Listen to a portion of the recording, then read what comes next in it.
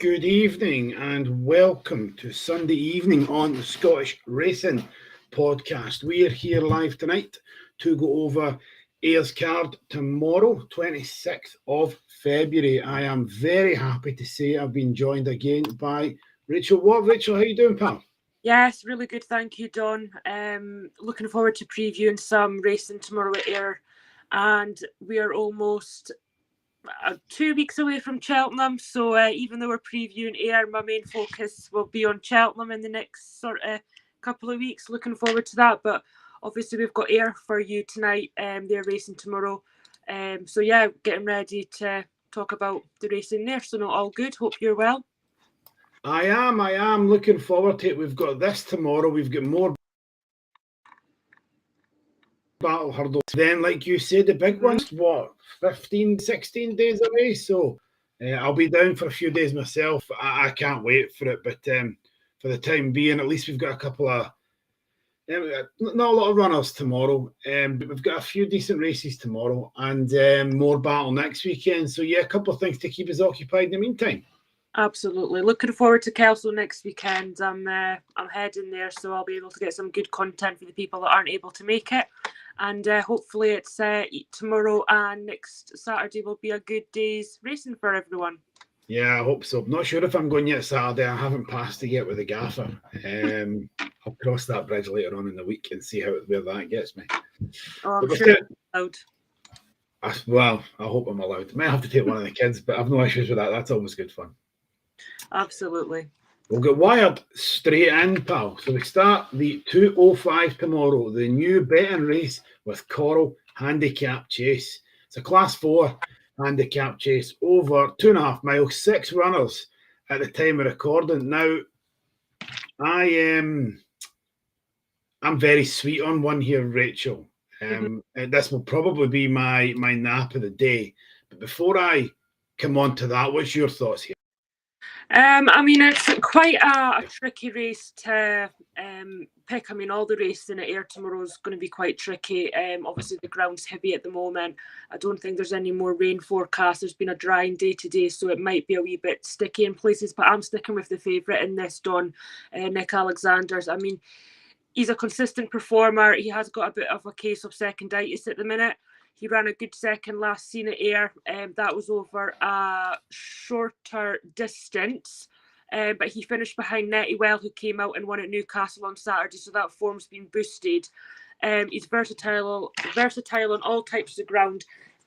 It's, for me, he should win based on his form the past couple of runs.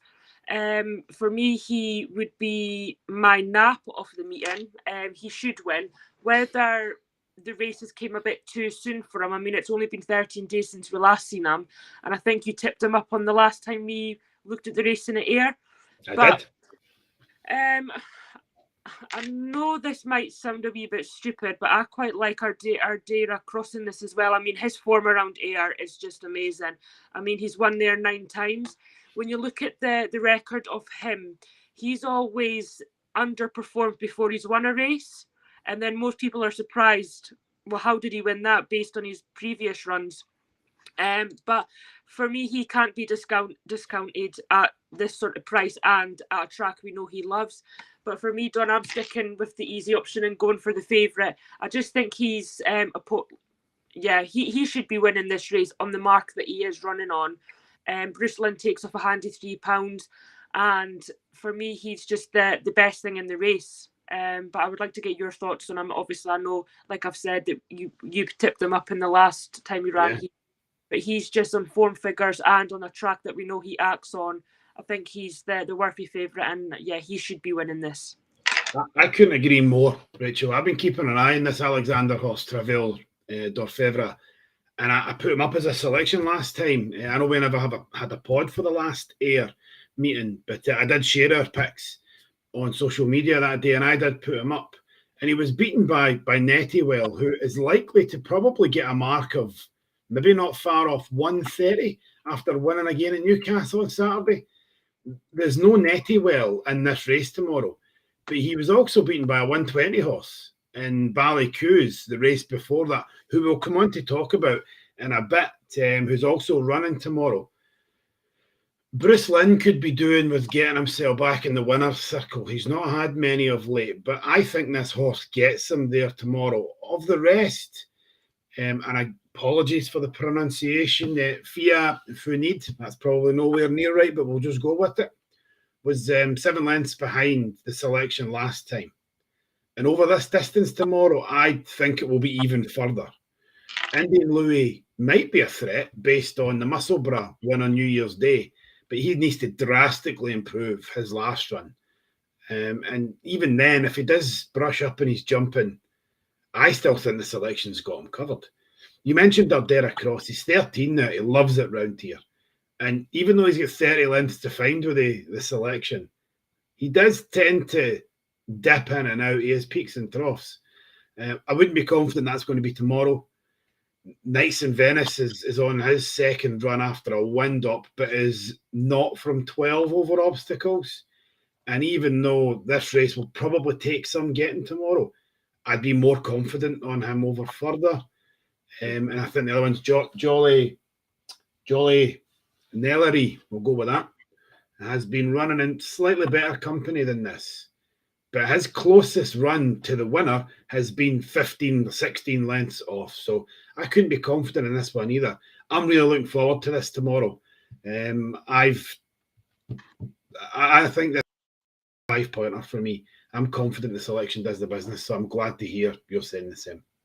Yeah, I think he's the best horse in the race. I think he should be winning this. I mean, it's not an overly competitive handicap chase.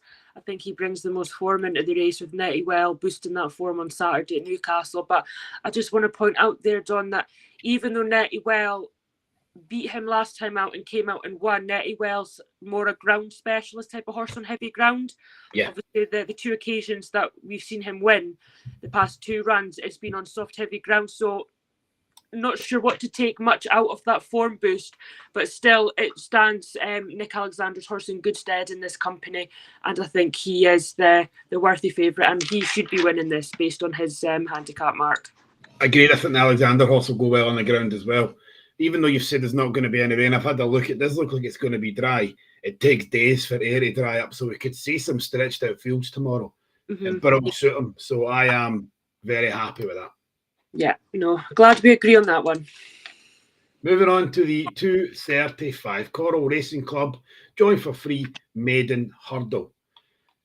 Class 4 maiden hurdle over 2 miles, 3.5 furlongs. We've got a really, really short priced favourite here in the form of the Crawford horse Blue Denver. It's probably not going to be a betting race for me, Rachel. Is it as straightforward as the market suggests? I think so, Don. I mean, like, my notes on this horse is he hasn't won a race yet over both obstacles, hurdles and fences, but I think he can well take the advantage of this with having experience under his belt. It's a much easier race. There's nothing in that field that stands out to me to think, oh, this one's going to give him a race. And Stuart Crawford, he always likes to have runners at this course. He's got a 14% strike rate, and he's out of all the British race courses in the UK, he's had the most winners at AYR. And I think that bodes well for this horse. I mean, he's not really, in his runs that he's been beaten in, they haven't really looked like good horses that have beat him. But I just think with having that experience under his belt, I mean, you've got on his last 3 runs, he's been second twice and he's been third once. And the other horses, you see them, they've been tailed off down the field. They've had letters beside their names pulled up, fell, unseated. I just think with having those numbers next to his name and the fact that he is ridden by Daryl Jacob, I mean, the price does put me off him, but I just think he should be winning this. It's an easy race. He should be cantering around this track and winning hands and heels. I don't think there's a horse in this race that's going to challenge him for him to be off the bridle. I mean, I'd like to get your opinion on this one again, Don, but I just feel like he should be winning this with his head in his chest. You know what I mean? Like he should be able to cope with this class. I don't think there's much in this to really either look at as a betting prospect or look at in terms. I mean, you could sit and pull it apart, but There's horses in there, the form's howling. There's duck eggs, there's some horses that have got more letters than numbers next to their name. And the market shows you that. Again, there's no bet for me. There's no point getting in at 1 to 4, 2 to 9. I'll be leaving that as a watching brief only. But yeah, I'm just wondering if Darrell's came up for this or for Ballycoo's in the next. He'll probably say he's came up for both, but we can come on to that in a minute. But no, yeah, it should walk this and should walk this easy. Yeah, he should be winning this hands and heels, Donny. Darrell Jacobs shouldn't even need to reach for the whip in this race. I mean, yeah. I'll be very surprised if a big priced winner comes out of this. But like I say, I just think he, based on obviously the numbers after his name, 2 seconds and a third, he should be winning this. I think it's going to be that sort of day Ayr tomorrow where most of the favourites should be winning. But like you say, heavy ground at Ayr in small fields that isn't too competitive. There could be a few surprise winners. There could be. I don't think it's in this race, but there could be. Yeah. Moving on, the 1505 Coral Best Odds Guaranteed Novices Limited Handicap Chase. Class 3 Novices Limited Handicap Chase, just further than 2 miles. There might only be 5 in here, Rachel, but this is a race I thought was quite wide open. Yeah, it is quite wide open. I mean, you could give a case for every single one of these, Don. But my selection is going to be Traprain Law for Lucinda Russell and Patrick Wadge. He is, and he was, a really good handicap hurdler. I think he won 2-3 on the bounce after having a wind operation, and we know he acts on this sort of ground. He did have his debut over fences at Ayr, and he was beat by Marble Sands, who we saw come out and win at Musselburgh on Cheltenham Trials Day. He then took a massive step forward at Kelso on heavy ground, and he won that race by 6 lengths going away. And I mean, the horses that he beat in that race, Gold de Bois, he's a really good yardstick for Ian Jardine, and I just felt as though that was a worthy winner waiting to happen for me. Patrick Wadge seems to get on really well with this horse, Don, and his 2 runs in chases so far this season have been on good to soft and good ground. He has won on good ground before, but I just feel like heavy ground going chasing brings out that bit of improvement for him. Like, he's still young and improving. He's the youngest horse in this field. And I just think, even though he'll be carrying top weight alongside Gardner, I just feel like he is worth a wee chance in this. I do really like his profile, Don. And like I say, ever since he's had that wind operation and he's been travelling mostly on soft, heavy ground, he's been a revelation. And I don't think you can take too much out of that run last time out. I think you can put a wee line through that. And going back to the form that he's shown at Kelso on that day at the Christmas meeting, he was a worthy winner, and I just feel like he has got a good chance in this. I mean, there's other horses in that race like Gardner, where he is 2 from 3 over fences. He was actually unlucky at Newcastle when he unseated when he was a good few lengths clear. He actually beat Karaki Castle on his most recent run by half a length, so there's not much in between him and Sandy Thompson's runner. But I just think, Don, for me, I'm just sticking Trapain Law based on the evidence that he's shown at Kelso on heavy ground, and I do like his chances in this. Yeah, no offence to poor the team chief in here, but I think there's very little between the top 4 in the market, and usually I would be looking for value away from the favourite. If I thought there wasn't much in it, but I have actually fallen on the side of Ballycoos, and I'll tell you why. Last time out, he won it well from the front over 2.5 miles, and he was idling slightly near the line. He's a 2-mile hurdle winner around here, so the drop back and trip won't be an issue for him. But more importantly for me, Darrell Jacobs doesn't need to take the running up on him this time. I think there's a few in here that are going to want the lead. Gardner, Latrine Chief, and Trapain Law, who I think is the selection that's going to give him the most to think about. I think between us, we should be getting this, because that's the 2 that I think should be going close here. I think he drops him in. I think he drops him in handy, knowing fine that the horse will stay this distance in this ground. And I think he'll wait his chance on that long home straight to pick them off. I'm not as confident as I was in the first race, but he's 1-from-1 over fences, and I'm happy to give him a poke at around 94. Then Karaki or Karkaki Castle, however you pronounce it, Gardner, they've got a weight swing from, I think it was Carlisle last time out. But definitely Lucinda's Trip Law is the one I'd be worried about here. So I'd be confident between the two of us we might have this one covered. Yeah, it's. I think this is probably the best race of the day, Don, because I mean you could give everyone a chance. I mean the horse of James Ewart's Latrine Chief, he is only a maiden, but this is his first run on handicap and chase debut. Yep. Bottom of the weights. He is 16-1, but like I say, there's nothing really in between them. I mean, James Ewart, we know how well his horses are going after we both tipped up the winner at Kelso last week. Yep. His horses seem to be in good form. He's bottom weight. You know, some horses can improve from being put in a handicap, and James Ewart does relatively better with his chasers rather than his hurdlers, I think. So, I mean, like, there's nothing in between any of the runners. It's probably the most competitive race. And I think we could possibly maybe have a reverse forecast in this race done between the top two in the market. It's quite a trappy race, but like I say, it's quite good that we've got a lot of quality in this race. There's good form lines through this. So hopefully me and yourself can bag a winner in this, or a reverse forecast for anyone that's watching tonight. I certainly hope so between the two of you, is that? I don't know if it's me that keeps dropping out of the shoe. Anyway, apologies for anyone. The signal's a bit poor. I think it might be my my daft Wi-Fi. Anyway, we'll move on, Rachel. 15:35, Coral Handicap Hurdle.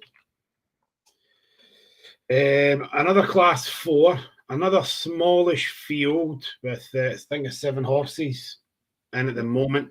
I think the market's got this all wrong here with AYR street favourite. Before that massive win at Carlisle last week, the horse showed very little over hurdles.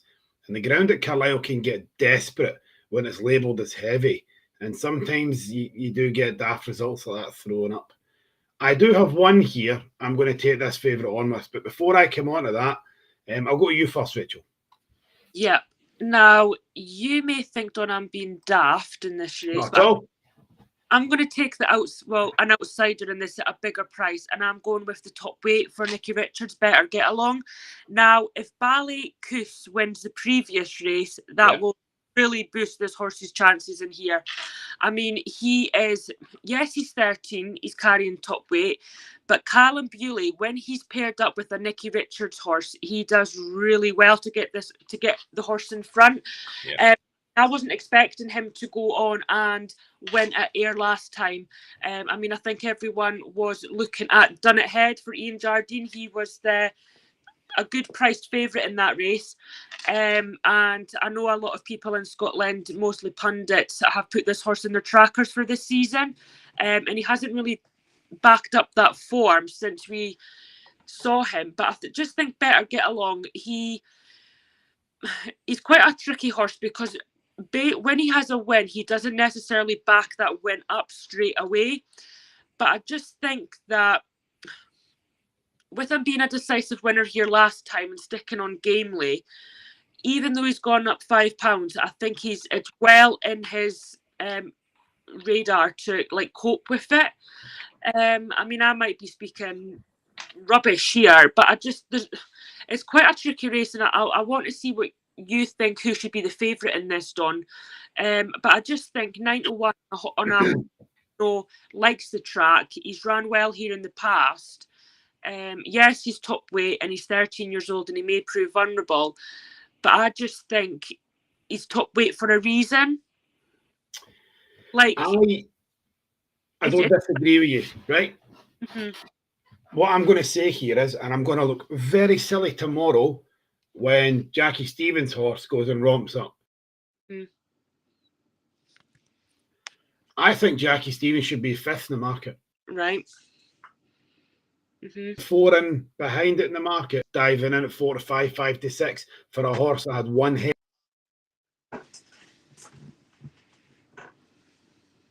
at Carlisle. It should be, I think, shot in the market. But the fact that he's top weight in this ground, 13 years old, and he's carrying that from last time out, I did look away from that, and I was just concerned. If you asked me to put money on the favourite or Better Get Along, I'd be taking Better Get Along every day of the week. Mm-hmm. Of the ones that are left, I think the one that's beyond their current handicap mark is Both Barrels. His 2 outings over hurdles were arguably better contests than this one. I think the 6-year-old could be off a better mark of. He could have been given a worse mark than that. The obvious step for me is Largy Shark. But I think there's maybe not a big difference between him and Both Barrels. Yeah, he has to give Both Barrels £7 here. And the Willens Yard is also hitting a little bit of form. The Alexander Horse, Duyfkin or Dufkin, however you pronounce it, could still be improving. Yeah, he's only 5, I think. He's marked. Mm-hmm. If he goes from the front again like he did last time at Musselburgh. No, I'm just saying that Dufkin's market's been changed from his last run, which was at Musselburgh when he was 3rd behind Welsh Charger, who was, I'm sure that was Alistair Ralph's horse, and that was at the Cheltenham Trials Day meeting, I think. Yep. So there's not much, like, the fact that his handicap mark hasn't changed. I mean, he's worth a wee squeak.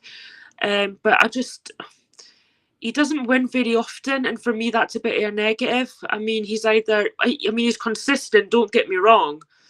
But I mean, when he won at Musselburgh in January, he actually beat Lehan, who finished in front of him on the 4th of February behind Welsh Charger. So it's like, is the form that good?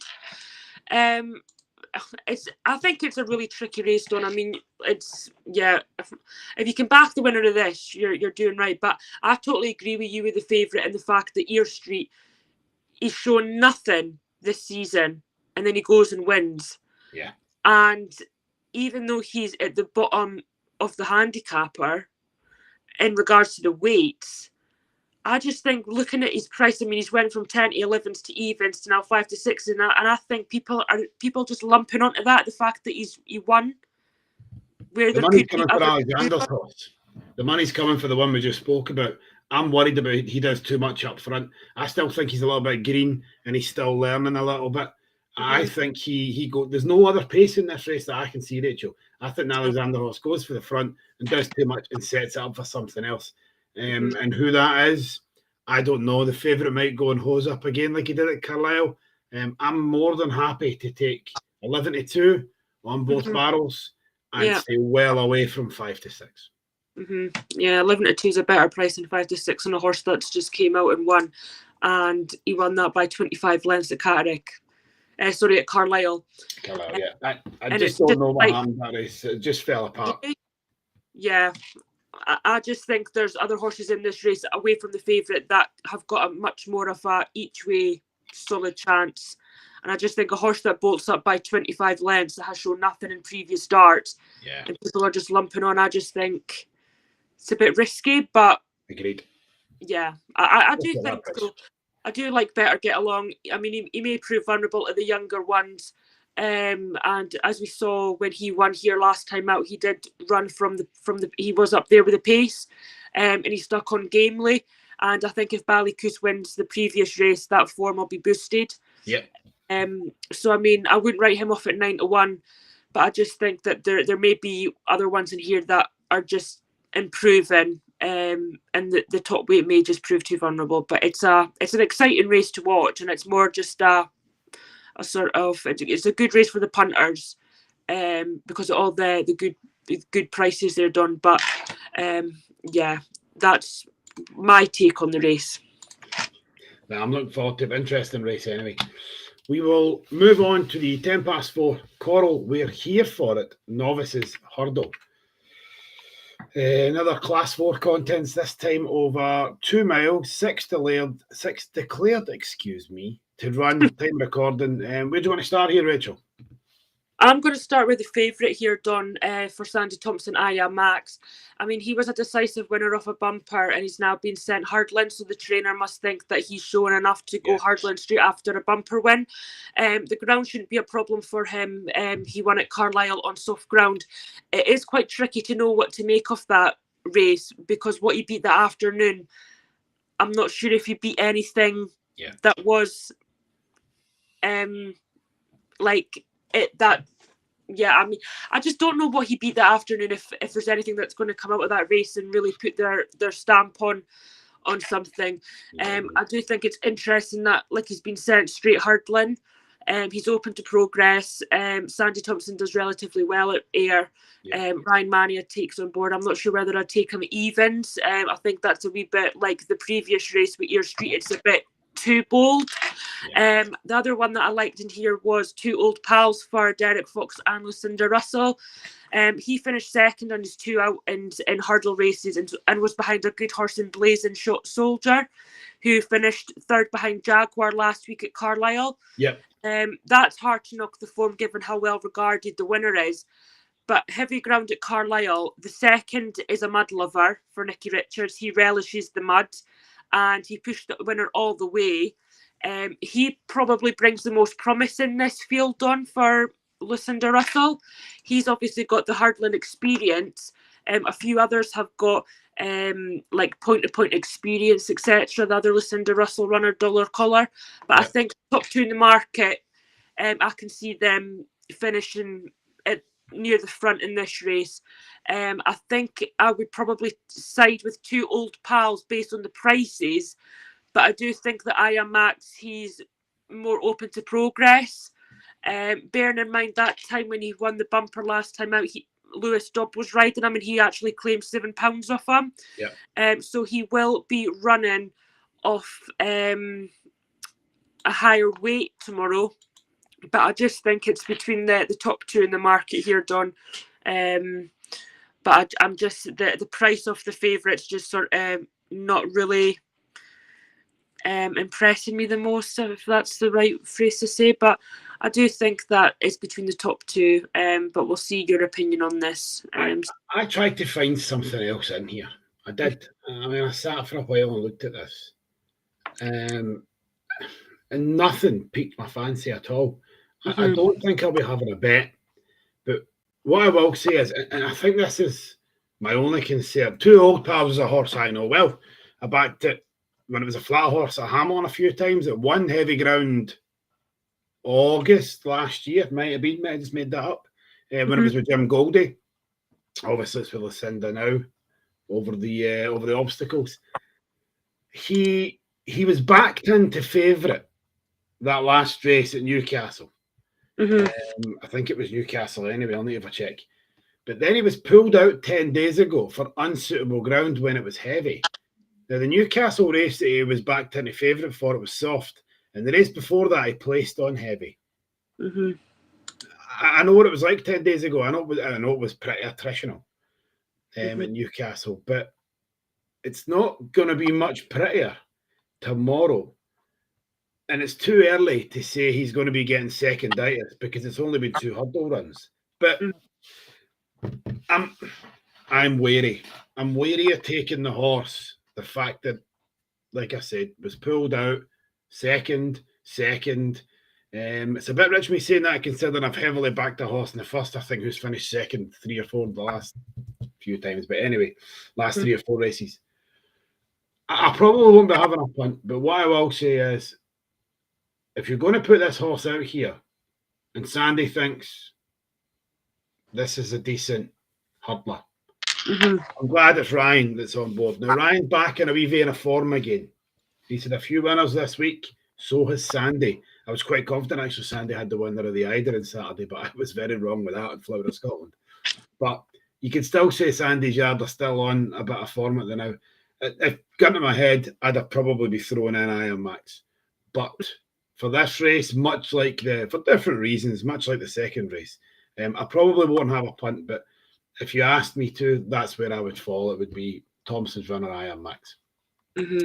Yeah. Just concerned about the being pulled out at Newcastle, second and second. I mean, the horse it didn't strike me as a hurdler when I first saw it, but it obviously is. It's just not one that I could have any massive confidence in. If it was a bigger price and it was a bigger field, I'd think, I'll have a go at this, but nah.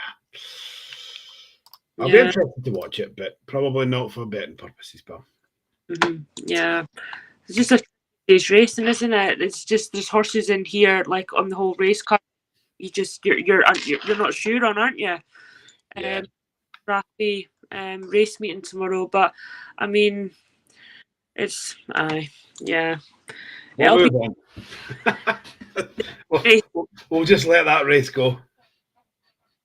Anyway, 4:45. Coral Mares Handicap Hurdle, Class 5 over 3 miles. There's currently 7 runners, and no offence to Connections, probably not the best race we're going to be seeing tomorrow. You might think I'm being a wee bit harsh there, Rachel, but this one doesn't look as if it's going to be tearing up any grass, does it? No, not really. I'm going to be boring again and go with the favourite, Don. 5 after 4, same Connections as a Hoist and Muir. This horse won easily here when last seen pulling clear in the final yards. He looks like a nice type. The step up and trip looks sure to suit and hard to knock him based on his previous win here.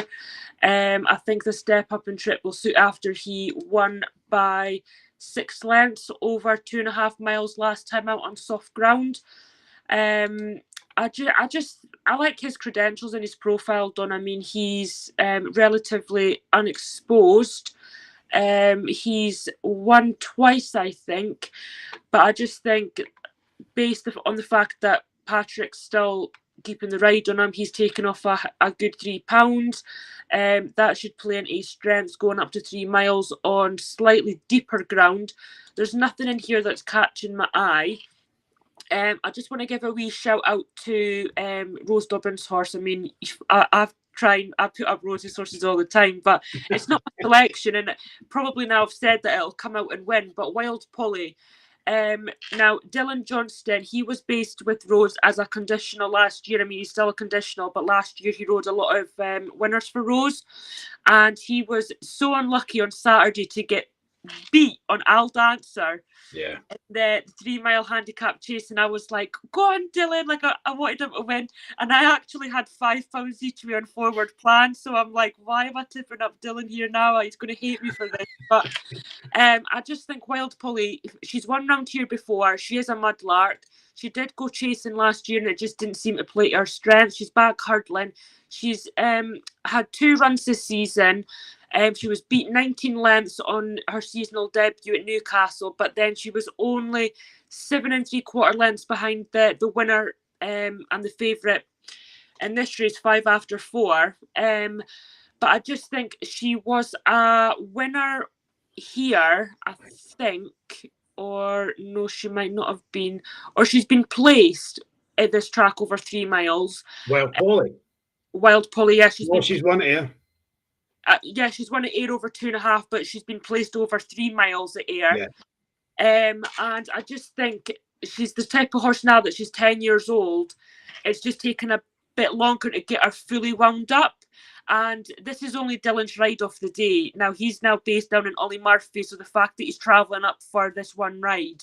Because, I mean, Rose could have there's two reasons in this race. Rose could have easily had put Craig Nicholl on as Rose's stable jockey, but Dylan is value for his £5 claim. I mean, he's had big rides so far this season. I Will Do It in the Welsh National.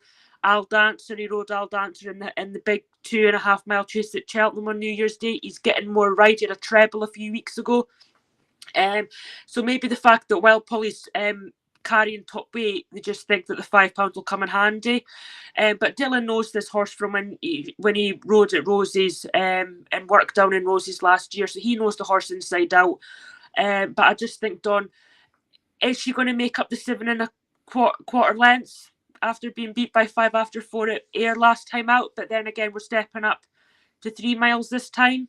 Is 5 after 4 going to stay the 3 miles? Even though Wild Polly's done that, yeah. She's been placed over 3 miles. I think 14 to 1's a bit of an insult to her. I mean, I'll take my hat off if she wins it. But I just think 5 after 4, he's got the most improvement in him. But I think Wild Polly for a wee each way bet at 14 to 1. I don't think you could go wrong with that. There's a bit of value in there. The fact that Dylan's coming up for this one ride, he's based in Ollie Murphy's. That's a hefty drive up the road. Yeah. So yeah, like, I'm just sticking with the favourite, Don. I mean, I was impressed with his run last time out. He pulled away by 6 lengths, but it'll be interesting to see what your take on this is. There's quite a few horses in here that you could give chances to.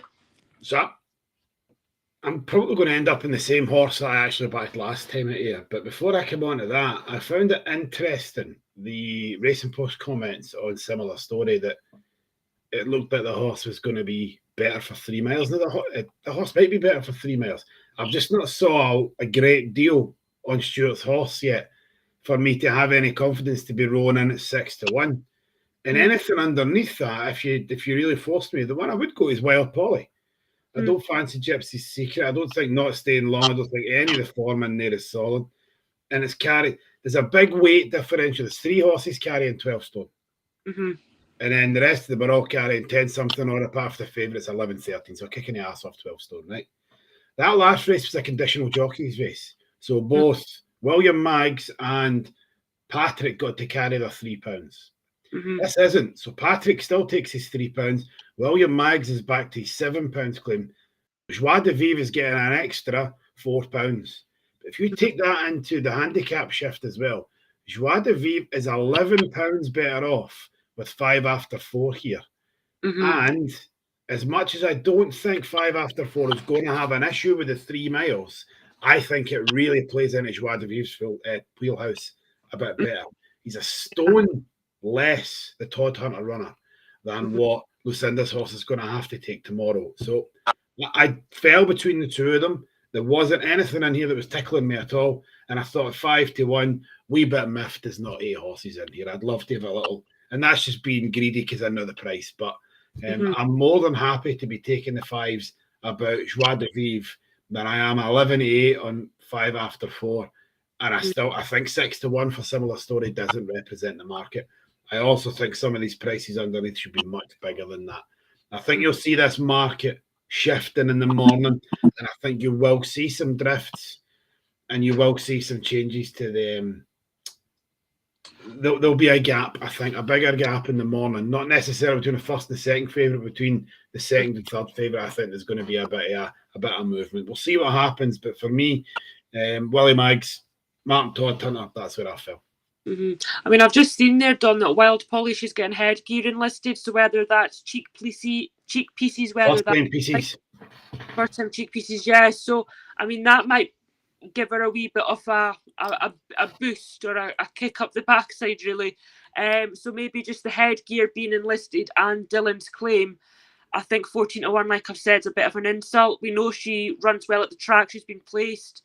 I just think based on the weights and in your point on William Maggs and Joie de Vivre, 5 to 1's a decent price. But I'm like yourself. I wish there was a couple more runners in here. I think you can get value at the prices that there is. But yeah, there's not much really else to say on this, Don. I think we're sort of toying between the first couple of 1, 2, 3 runners in the fields in most of these races. I mean, I would love Wild Polly to run well, but I think it's between sort of the top 2 in this market again. Yeah. Sorry, everyone. We're being so excited. Do you know what? It happened at Kelso, and we threw in 5 winners. I know. So sometimes you can only deal with the cards, the hand you've got, pal. And we threw in a few that we backed each other up with a couple of weeks ago. So let's hope it's the same. Anyway, moving on to the lucky last. Coral committed to Safer Gambling National Hunt Flat Race. My favourite thing in the entire world, a National Hunt Flat. I'm going to give this a little bit of airtime, but not a great deal. You know my opinion after Kelso on these races. I got the Kelso bumper all wrong. you're throwing it back to me, but I'll try my best. The market got it right because it got backed in a fair amount before the off. So what I would say is if you are having if you've got a couple of extra quid in the back pocket after the first 6 races tomorrow, maybe see what the market's saying. Right now it's saying Frisbee. But what I will say is the Derry Hassan Paddy point-to-point forum. Now, I'm not a great point-to-point forum guy. I know a few guys are a lot better than me. It doesn't look great.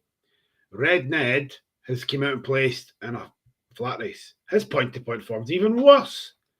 So for me, you're nosing about, looking for a bit of value. That might be Frisbee. It's not a race that I'm going to get heavily involved in. There's too many variables for me, and I will do what I done at Kelso last time and chuck it at you instead. Well, thanks, Don. I'll take pleasure in that. Now, I'm going to quickly go through 4 horses in here. I'll start off with Red Ned for Sandy Thompson. He pushed the favourite very close at Southall, and the winner for Paul Nicholls that day looks a really nice type. Yeah. Sandy Thompson's done relatively well in bumpers this season. He should go well. He probably brings the most to this race based on his second placed effort last time out, even though that was 90 days ago. Whether he will, I was going to say like the ground, but the time he was second at Southall, that was on heavy ground, so he might like the ground. We'll just need to see. Now, Frisbee, he is from a really good jumping family, but it's one that tends to excel when sent jumping. Obviously, he won a heavy ground Irish point 2 months ago, and that was by 8 lengths. Paddy Hanlon comes over for the ride. His dad has a runner earlier on in the card, so I wouldn't be surprised that he's on board. So he has a chance. The horse for Donald McCain, Sovereign Star, or Sovereign Star, my pronunciation isn't that great. He has got some really good substance to that Irish point form when we last saw him, which was over 400 days ago. Now, he was actually 3 lengths behind Making Headway, and we know how good a horse he is after winning decisively, even though the race didn't really look appealing. The jockey sort of let him go ahead and didn't really challenge him until really the last furlong. But I just think that that's really good form, being behind Making Headway. He finished 3 lengths behind him on that occasion. And Jerko for Nick Alexander, he's from a family that has had plenty of winners. Nothing at significant level. He is a half-brother to an APQS winner. And the dam of Jerko is a half-sister to a Useful Friend Jumps winner. So, I mean, I think there's plenty substance in this flat race, Don. I mean, you could give the 4 horses that I've said a chance. I mean, Derry Hassan Paddy. I don't know. I just think when punters see a horse that wins a point-to-point first time impressively, they latch onto it and they think this is going to be the next big and coming thing. Yeah. I just think for me, based on his last run out, Red Ned would need to be the selection for me based on the fact that he pushed Paul Nicholls' horse very close last time out. Ryan Mania was on board that occasion. Lewis Dobb takes off a good £7. Sandy does well in bumpers this season, and I just think for me, he would be the one that I would side with more. But it's such a wide open bumper, Don, that you could give any horse in this a chance. I've just saw Frisbee's old man was Flemingsforth. I never seen that earlier on. He'll like the ground. He only passed away last year, did he not? I did, yeah. 31-year-old he died. Can't see it. My eyes are getting too old and useless. I'm sure he did, but it was 31. 31 when he died. Wow, but right, okay. I think being by Flemingsforth, we know, and I know based from experience, that Flemingsforths do well on this sort of ground. Yeah. So I mean, I wouldn't be surprised at 4-1 if he comes out and wins this. I mean, I would be out like, I think he's worth a chance in this. Like you say, if you've got to the end of the race meeting and your pockets are a wee bit full with all your winnings from listening to the Scottish Racing podcast. But I just think that Frisbee, I mean, he's the one who's had a recent-ish run. I mean, he only ran 8 days ago. The others have been like 78, 90, 477. Jerko's obviously not ran yet. And the other Lucinda Russell horse, Cussack Park, he's not been seen since over 281 days ago. Yeah. So for Frisbee to have that run under his belt, he'll probably be the most fresher of the remainders. But I'm still going to stick with Red Ned in this, Don, based on the fact that he pushed the winner close previously. The Paul Nicholls horse looks quite talented. Yep. And I just like his chances. I mean, he was second on heavy ground and he just failed on the line. And Nicholls' horse was back quite heavily on that occasion. So I'm going to stick with the one that kind of brings the best sort of form into this race. Even though I've mentioned that McCain's horse was second behind Making Headway, but it's hard to gauge like what's kept him off the track for so long. I mean, 477 days, he's a 6-year-old. I feel like he should have been on the track maybe a bit earlier, but maybe he's had an injury or... Well, if they're waiting for this ground, they've had ample opportunity before now. So, yeah, you'd maybe just a watching brief for that one. Mm-hmm. But no, thank you, Rachel. I will do something I don't normally do in these races, and I will throw my hat in the ring, pardon the pun, and I'll just because I saw the Fleming's first bit there, I'll take a wee bit in Frisbee. But anyway, I'm clutching there. There's nothing solid about that at all. Anyway, before we disappear, I think we're going to be similar here on at least one of these. What's your map? What's your next best for tomorrow? I'm going to go with the favourite in the first race, Travail de Orfevre. That's how you pronounce it. Sorry, my pronunciation skills of these horses are right. But I just think he should be winning this based on his rating, Don. He's probably he's one of the horses that stands out on tomorrow's race card based on his form figures and the boost at the weekend from Nettywell. Yeah. I do think he should be winning. He should be winning. But I'll throw that back to you since you threw the bumper to me in the last chat. What about next best? What's your second pick then? If you were to go after that, if someone forced you to stick a double on tomorrow, where are you landing? Trapane Law. I think with him being the youngster in the field, he probably brings the most improvement in this sort of class of race. I would ignore his run last time out on good ground, which even though he's won on before, it doesn't really see him to his best effect. Yeah.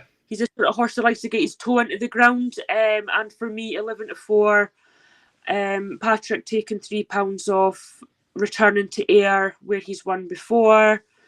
Heavy ground plays to his strength, so that would be my double, and they're both grey. So I'm a lover of a grey horse, so I would stick my double on the greys tomorrow. Our naps are exactly the same. I think Alexander wins the first with Travail d'Orfevre. Do you think? I think between us we've probably murdered that enough. My next best will be both barrels in the 3:35. Favourite's far too short, and I won't take Ballycoos. I'll leave Trapane Law for you, so I'll take both barrels in the 3:35. So, thank you very much, Rachel. And before we go, the lads at Under Starters Orders podcast were very kind, and we're now sharing the same platforms now. So this is being streamed not only through my own Facebook and my own Twitter and the Racing Podcast Twitter. It's also went through our YouTube channel and Under Starters Orders as well. So cheers to the guys. I'm happy to be sharing. I've had a look up here and we've got a few people who are actually tuned in from Under Starters Orders as well on various different platforms on YouTube and on Twitter. So thank you for everyone who's tuned in. Thank you to you, Rachel. And here's hoping eventful, winnable day tomorrow.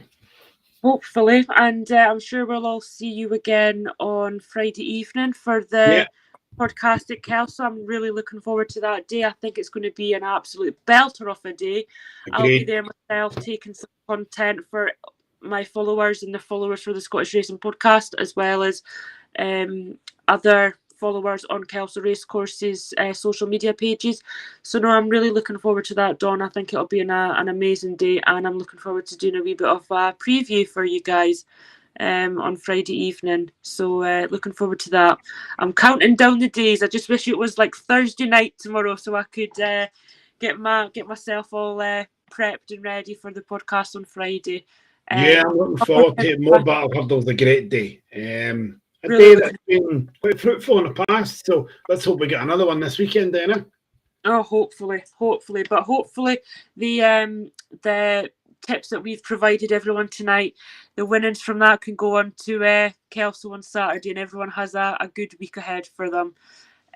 So looking forward to it. A nice wee comment just to finish off the night from Vot8.